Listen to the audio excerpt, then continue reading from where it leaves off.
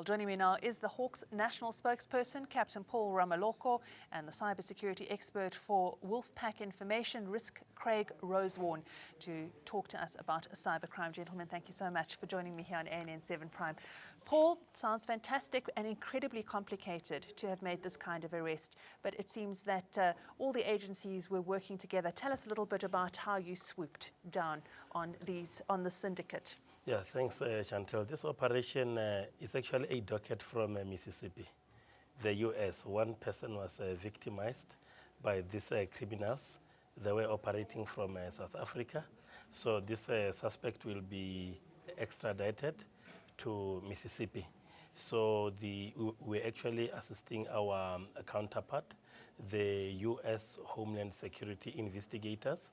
The operation didn't end here. But we are saying that the operation is going to continue, and people will see more suspects being arrested. You will understand that in South Africa, we are also doing, a lot of work to arrest these cyber criminals. But this time around, we are talking about one docket, which is from the U.S. Homeland Security investigators, and we're assisting them.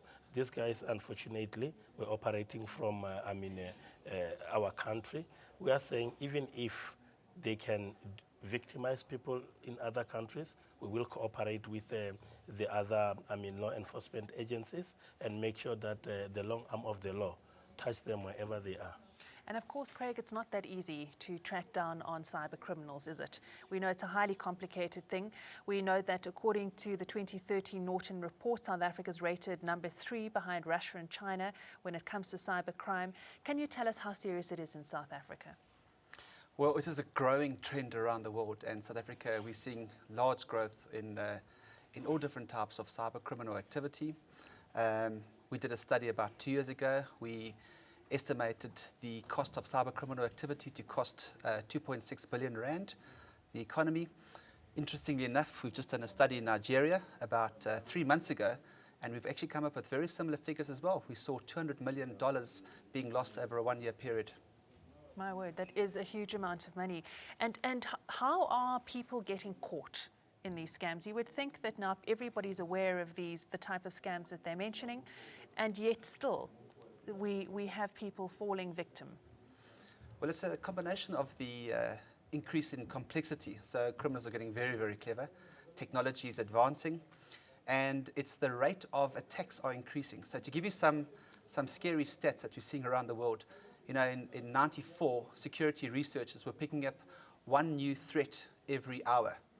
Now, about 20 years or so later, we're picking up 3 new attacks every second. So it's really a spiraling attack. We're also seeing an increase in attacks on mobile phones as well. So to give you an example, we've seen in the millions, literally, of new malware that has been brought out, especially targeting the Android platform, once again, because of its open source nature, and really sophisticated tools to steal information, spy, etc. So how do we clamp down on this? We can see that the Hawks is collaborating with other international agencies in order to try and clamp down on it. But how do you? Well, I'm really pleased to see another arrest made by the Hawks, and once again, this is the fruits of collaboration. We need to collaborate more, though, and this is something that we've been pushing very, very hard, and we're seeing that it's not only just collaboration within government and private industry in South Africa, but also with international partners as well, due to the transnational border of or the attacks happening from all around the world. So it is vital that we start forming more partnerships. What kind of advice would you offer people? I mean, often on this program we have people coming in and offering advice, but I don't think it ever goes amiss to just repeat it. What would you advise anybody who's using a computer or an Android phone or anything to try and avoid falling victim? We get asked this question a lot, and there's just so many literally fingers to put into the leaking holes in the duck. We actually are in the throes of bringing out a cyber survival guide, which is going to be an attempt to try and address the major issues that are out there. But it's really, don't be greedy, use common sense, make sure that your software is up to date on all platforms. So it's not just your operating system, it's your browser, your mobile phone, etc. Because that's often where criminals will find loopholes and weaknesses in systems and compromise it that way. But I think the main thing is, especially with these types of scams, it's don't be greedy.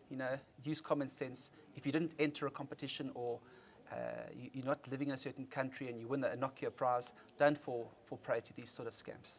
Of course, and we get them on a daily basis, don't we, Paul? I think I received one the other day from Omo, washing powder. Who knew? Yeah, we are saying that people get easily victimized because they are too trusting. They just believe that money can come to them sitting, doing nothing. I mean, which is not the case. I mean, you become more vulnerable when you are too trusting, when you don't double check facts, when you just feel like it's your luck.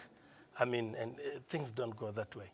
If you didn't buy the lottery ticket, it's highly unlikely you would have won it. Of course, I mean, yeah, that's the way it is. Paul, can we expect any more arrests? Yes, indeed. The operation is continuing.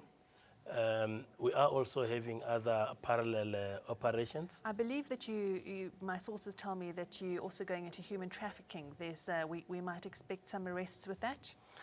No, let me not jump before the gun. I do not want to alert, our suspect out there. But we are saying there is a lot of work we are doing. Not only the Hawks, we are talking about the crime intelligence, Interpol, we're talking about our tactical response team, and it's the whole collaboration of the force together. And we are saying we are not at a stage where we can say we won the war against these criminals, but step by step, gradually, we are getting there. The FBI was here last weekend, is that correct? What are relations like between Hawks and the FBI? No, it's not the FBI.